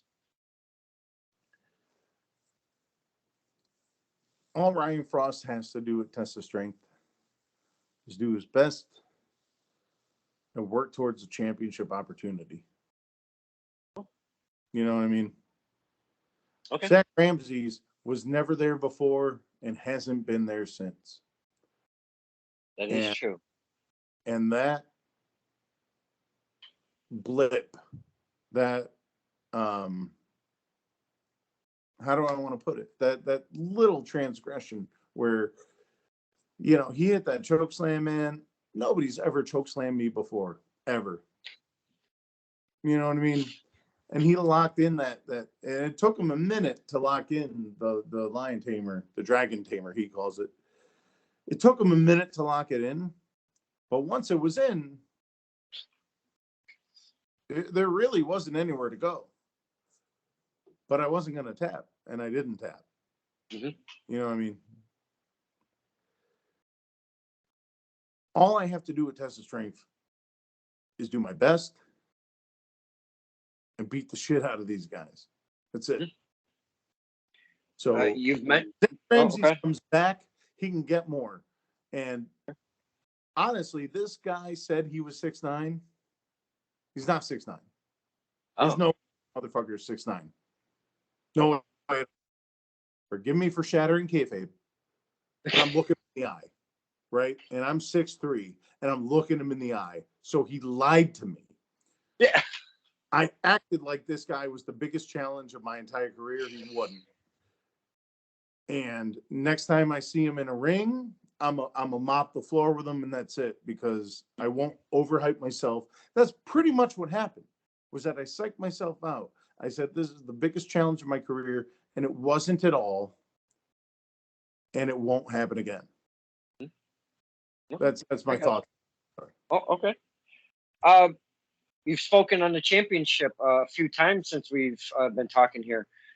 Right now, the current defending champion is Magnificent Marcos, alongside with Honest Abe. Those two. I want to say something before I speak on those two. The championship previous, the original Test of Strength heavyweight championship. I don't even know. I don't even think you guys call it the heavyweight championship. It's just the Test of Strength championship. That was very unique. It was its own flavor. There was nothing else like it. And then all of a sudden, woohoo! The updated version of the Test of Strength championship is, God, unbelievably beautiful. It's big. It's heavy. I've held that thing. It's just absolutely beautiful. That championship is none other like any championship in any promotion anywhere in the universe that I've ever seen. That thing is beautiful, Mr. Frost. That was just a point I wanted to make. Now, Why are you saying to that? get to the champion, you know, there's a lot of names that you're gonna have to plow your way through. But So the K1 championship, ooh, probably the best looking championship in all of pro wrestling. that is That very unique. Yes. is gorgeous. And what it means, and what had to happen for it to even be conceived of. It is the perfect championship. I don't expect to ever be in contention for the K1, because that's also the workhorse title. That is the championship for the guy who's going to put on the most compelling athletic competition every single time, every single event. I don't know that I fill that void. The Test of Strength heavyweight championship, I am a heavyweight. I have been at Test of Strength for 4 years. Marcos, I love him, man. I think the Magnificent Marcos is as good as anybody on TV. I think he's great. But like, he walked into Test of Strength and won it. It's just kind of like, we all love Honest Abe, and we know that Abe is cool with Al. I'm cool with Al. I love Alex. We all love Honest Abe. Who the hell loves Honest Abe? We all love Al. Oh, okay. I got We you. all love the GMX, GMIC. Got you. And we all know that Abe is cool with Al. Right? Okay. So like, yeah, Marcos, it makes sense in a way, but it doesn't make sense. It's like people have trained to Test of Strength for years and years and years, and haven't even had a chance at that championship. And this guy just happens to have it. And it's like, it's kind of annoying. It's kind of, would kind of eat at somebody if they cared, right? Well, yeah, but I mean, in all honesty, I mean, Marcos is a great athlete. He looks good. His gear is always on point. Yeah, Marcos is absolutely amazing. But Marcos, NWWE champion, Shut Up and Wrestle champion, Camaro's gimmick, the fucking cars for wheels or whatever, wheels for wishes. He's that okay. test of strength champion. Uh-huh. He had 4 heavyweight champions at once. Was Marcos. And he was NWWE champion. I said on WWE. Oh, okay. I'm sorry. Marcos has tons of straps. Got them all. Heavy as fuck gear bag. Fine athlete. Looks amazing. Works on his body constantly. But that deciding factor. That deciding factor is honest Abe in that fucking game. Challenge. It's killing me. Sammy Diaz is about to do it at Dear Norma. Sammy Diaz, Mike Skyros, the Magnificent Marcos at Dear Norma. They're all going to fight for the Test of Strength title. Oh. And all I can hope is that Sammy Diaz. I love Mike Skyros. I think he is the fucking man. And not just because it could help me later if I say so. I'm saying, like, I genuinely like the guy. No matter what happens. He could get signed tomorrow. Never talk to me again. I will still say I like Mike Skyros as a person. I like him. If Sammy Diaz wins the Test of Strength Championship at Dear Norma, a Test of Strength student wins the Test of Strength title. That's what I'm talking about. That's what we're looking for. Elijah Six, Sammy Diaz, now former TOS tag team. Again, another set of beautiful, beautiful titles. Unique, none like any other. Sammy Diaz and Elijah Six, collectively the Firm, with Hustle and Muscle there, Richard E. Stone Esquire and Jay Bricks. Former tag team champions now. I see, Sammy doing some of the single stuff, and I'm like, I'm getting scared, man. I know we're supposed to be cheering for the Firm, but I can't cheer for Sammy. I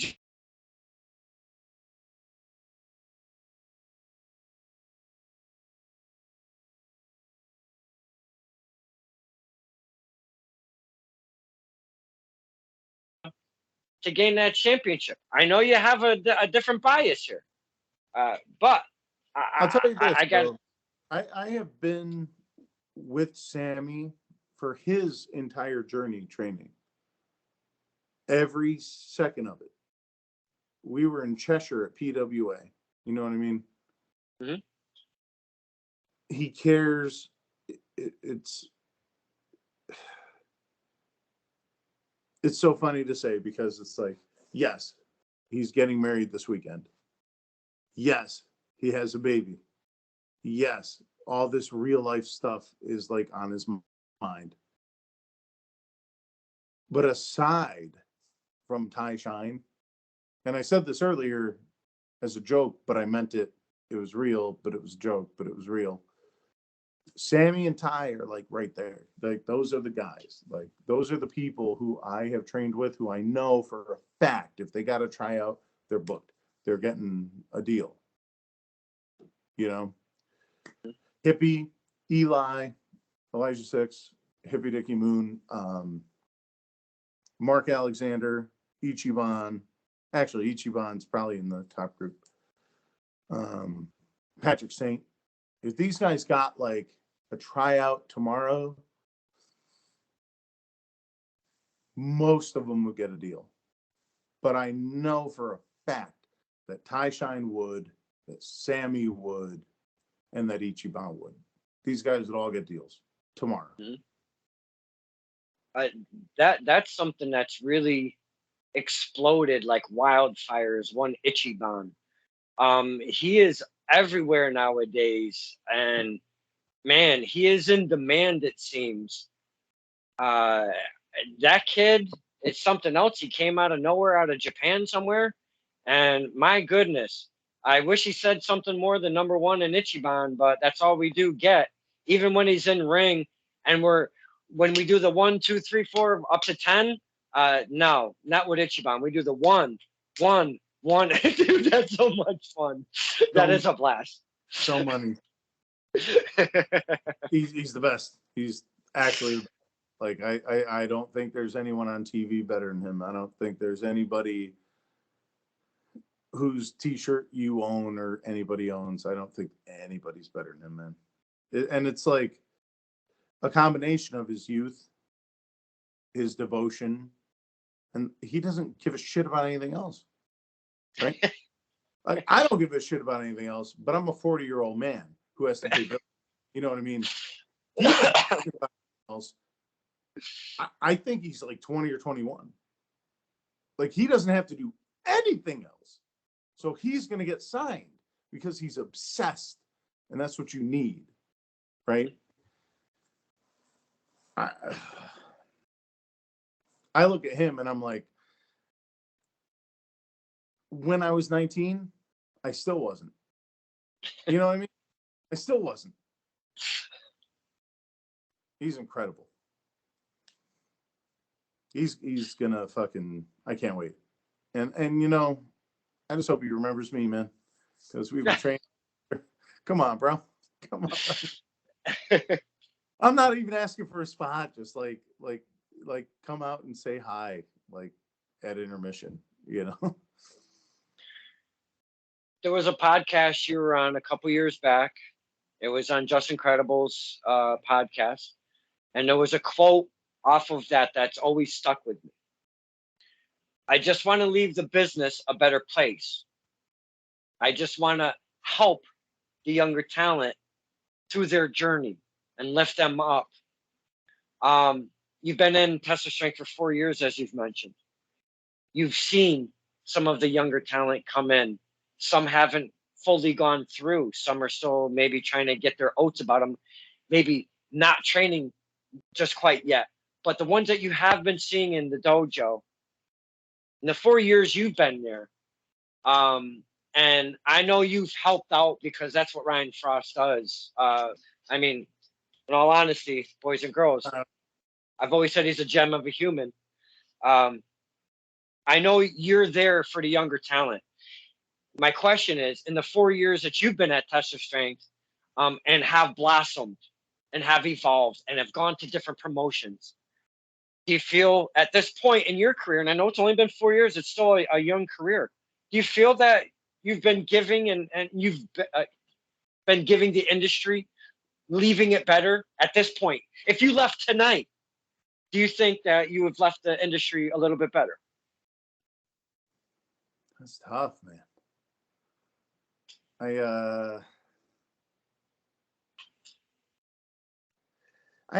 know, I had a guy who trains every single class today. I reach out to him because I'm trying to get him out to Ohio on our next trip. And I reached out to him and said, hey, this match on this date, is that a good one to send to the promoter? You know, so I'm trying to smooth that, you know, butter that, you know, bread. Mm-hmm. And he was like, oh, what did you think of it? And I'm like, oh, you're asking me what I thought of it. I was at an event on Saturday. It was not a great event, and I'm not going to say what promotion it was. It wasn't great, man. It was really rough. But like a lot of my friends were working, and I went, and you know, it was fun to be at, but it was like I didn't understand the booking. And one of the guys came up to me afterwards and was like, hey, what you think of my match? I'm like, me? What I don't know. I thought they fucking didn't know what they were doing with the end you, but like it was like it's been really kind of cool. The people are like asking me for my opinion, and one promoter the other day, you know, we were talking about rate because I didn't charge him for the first time I worked for him because it was shortly after Jim passed, and it was kind of like a memorial thing. You know what I mean? And I'm like, yeah, you don't have to pay me for this. Let's just do this, you know? And then I was like, okay, well, cool. What's the rate? And he was like, well, what do you ask for? And I was like, you know, and we talked about it. And he was like, I will definitely give you that much. I see you as a locker room leader. And I was like, me, of all people, you know, I've only done this for so long. He's like, yeah, well, I saw how you pulled people together and talked about the big match and blah, blah, blah. And I'm like, all right, you know, um, that's all I want. Mm-hmm. That's all I want is to give people something, is to have enough myself to give to others. You know what I mean? Right. So I don't know. I wouldn't, if you asked me independently of this conversation that we've already had and we've been talking for an hour and a half or 2 hours or whatever, I would say I I don't know. I don't know if I'm really doing much. But like now that we're talking and we're thinking about everything, I'm like, yeah, you know, I have a good friend. I have another good friend who talks a lot about his time in the business and his fans and how much he loves it, right?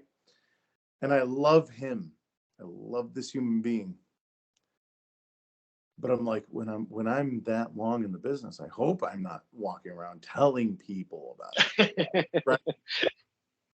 But at the same time, you just asked me, and I'm like, I am finding a measure of pride in saying, yeah, you know what? You know, I haven't been here that long, but some people are talking to me in a way that makes me feel like I'm contributing. Mhm. I feel like I'm doing something good for Absolutely. the promotions that I'm working for. I'm not working for every promotion. I'm not making a lot of money, but I'm trying to help. Right. And it looks like I am. I hope I am. With that whole thought process, with the question and your thought process and going through some of these things, as you're kind of rattling them off, I'm like, my man is given to this industry. He's definitely been giving.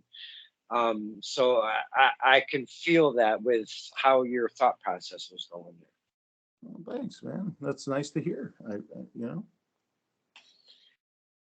Um, Picking and choosing where you go, where you don't go, has at this point in your career, I know when you're first starting, you want to go everywhere and do everything. You just want the exposure and you want to just do everything. You want to set up every single ring. You want to put, you just want to do it all for every promoter and at every event. At this point in your career, I know, again, 4 years is a very short career so far. Do you find yourself not reaching out as many because some of the promoters are actually starting to reach out to Ryan Frost now? can I tell you what's really funny? Please hit me. There have been a lot of promotions that just like started up recently, Mhm. right? You've been around for a lot of that. Mhm. You've gone to a lot of that. Mhm. And there's more to come, right? There is. These motherfuckers aren't hitting me up. And I'm like, oh, okay, cool. I'm fine. You know, Huh. RWA has been awesome to me. I went there for a promo one night and then a match the next night against a guy who doesn't wrestle. You know what I mean? And that guy is a great human being. That guy is Squire. Love him. Dude, I was just Great on. talking to Nick Carcieri. He said it was the number 30th entry. He was a surprise entrant, and everybody lost their shit. Yeah. So like I'm not speaking denigratingly towards him. I'm saying like No, no, no, no, no, no, not at all. I went out there to cut a promo with him on night one of a 2-day event. And then I Uh, fly day two. You know what I mean? I didn't know RWA at all. I know I did some ICW, but like they never linked me to anyone else. Now they're like, give me all your dates. nice. Um, and we'll see. You know, I they're great. I would love to work with them. And WWE. You know, Trooper Gilmore, who runs NWWE, he said to me at least 2 or 3 times, when I see him after I haven't seen him for a while, he's like, you know what I like about you? You came with just incredible when you weren't even booked. You came when I wanted you to, I hate using this carny terminology, but he was like, oh, you came when you had to do the job to my champ. You came when you weren't even booked. You came. And he appreciates that. You know what I mean? And like all these guys think, oh, well, I'm going to send a really cool highlight reel. I'm going to, send a really cool resume. And it's like, those things are very cool. But like, if you show up and help with the ring, that like means a lot more, you know. There's so many ways to endear yourself to a promoter that are not sending an email.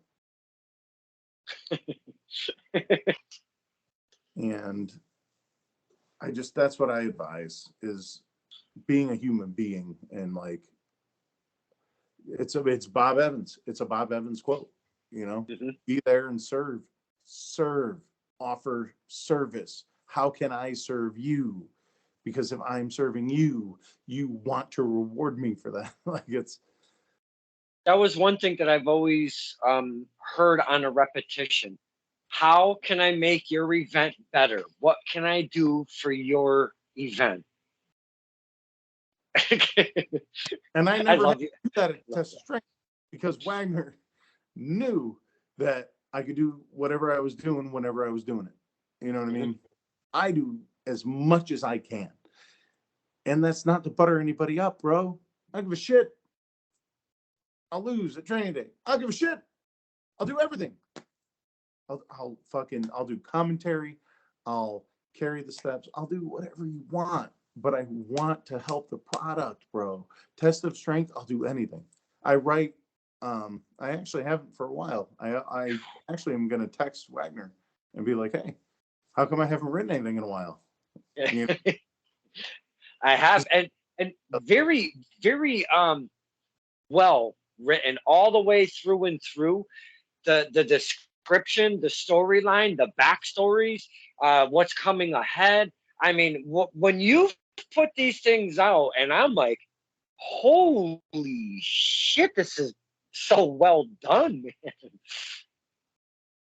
man. I write stuff. I don't know.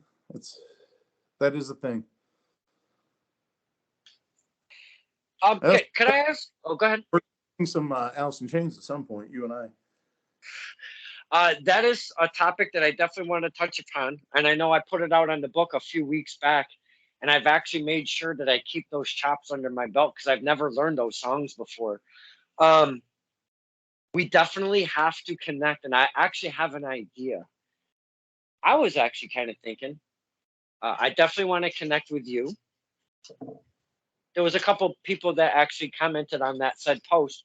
I was actually thinking maybe doing a session with Mr. Frost, recording them, seeing how they come out.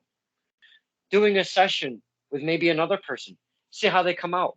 Maybe start melding these things together and seeing how those, almost ping-ponging some kind of tracks, if you will, and seeing how things come out. Maybe we could have a little community Alice in Chains jam along somehow. So I'm trying to figure out if I can even remotely put this together. But if there's anybody that I got to start with, it's Ryan Frost. I've got 4 songs under my belt acoustically from Unplugged that he wants to sing, and I am so fucking stoked. I'll find the other musicians. We'll make it happen. Oh, like, dude, that would be so cool. That is true. Come on. That is very true.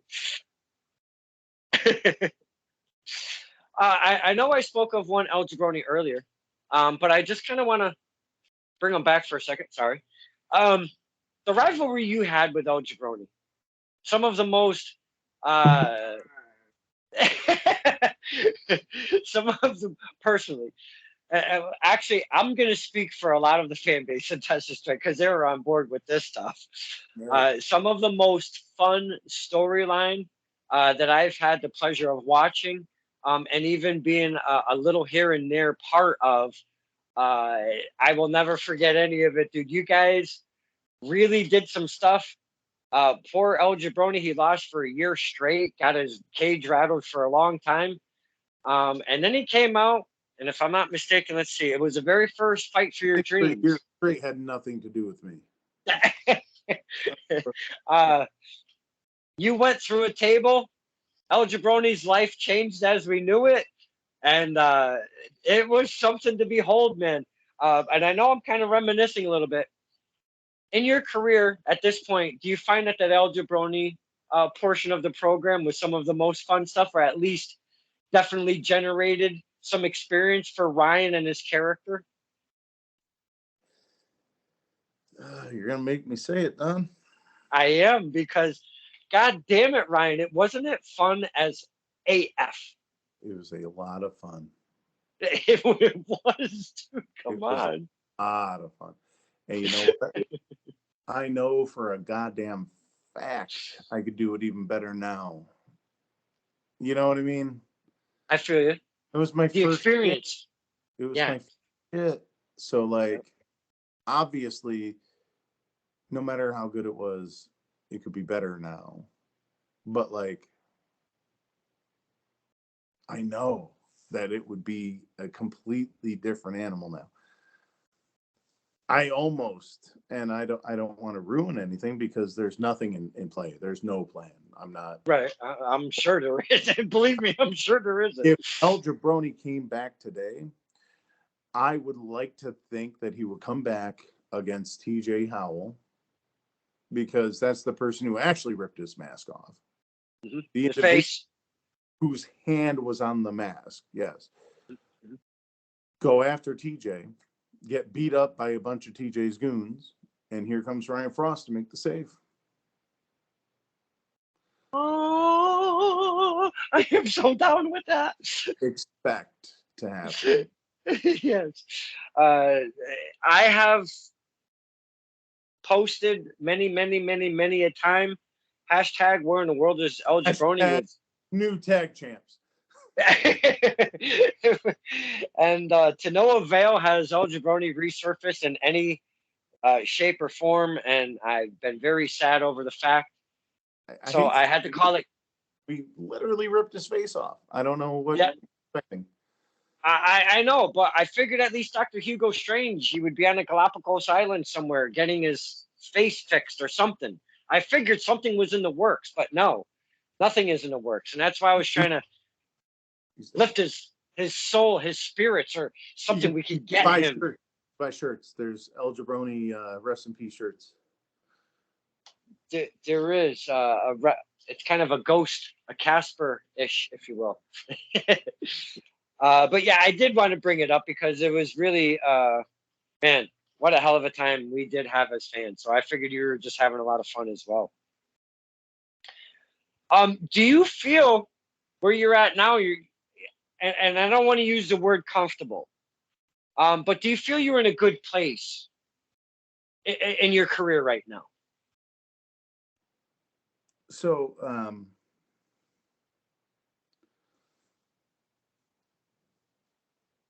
when Jim passed, right, like it was really tough because, and this is kind of funny to somebody who knew Jim before I did, you know what I mean? They'd be like, well, who are you? But it was a good couple of years that we were going to the gym together and that we were planning things, that we were trying to be like the new fucking Legion of Doom. We were trying to be like the biggest, baddest motherfuckers. And that started with Test of Strength because we tagged against Bo Douglas and Bull Dread. Mm-hmm.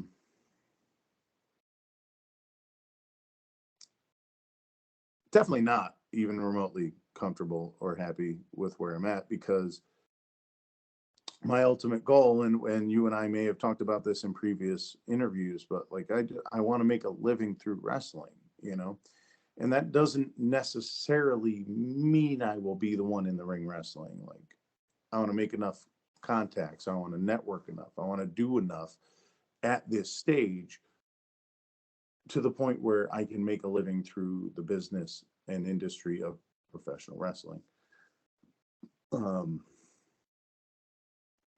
there's a lot of people who I'm friends with who've been on Dark, who are doing more than I am, and I'm like, it's not a jealousy thing. I'm completely happy for everyone else who's doing everything else. And we have a ton of TOS guys who go to Beyond every Thursday, and every time I talk to them about going to Beyond, they're like, "Yeah, go, definitely go, 100% go, because you'll get on." And I'm like, "Well, thank you." But like, at this point, what serves me better? Being at the dojo and doing blow-up drills and getting in better shape physically and learning more, or being on IWTV? Which of those two things serves me better right now? And I haven't always put myself in the best position to succeed, and I haven't always had the best habits in order to look the best and to be in the best shape. You know what I mean? So right now, no, I am not at all. All right, What's sorry. that?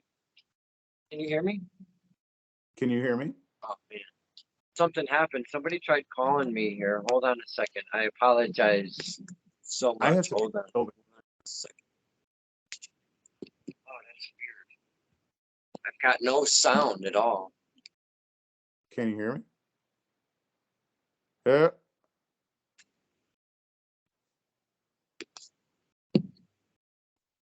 How about now? Can you hear me now, sir? Can you hear me now?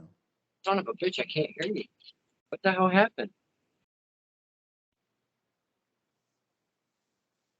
Beep bop boop. Hello, hello, hello. All right, how about now? Can you hear me? Oh, mother bleeper. Hello, hello, hello, hello, hello, hello.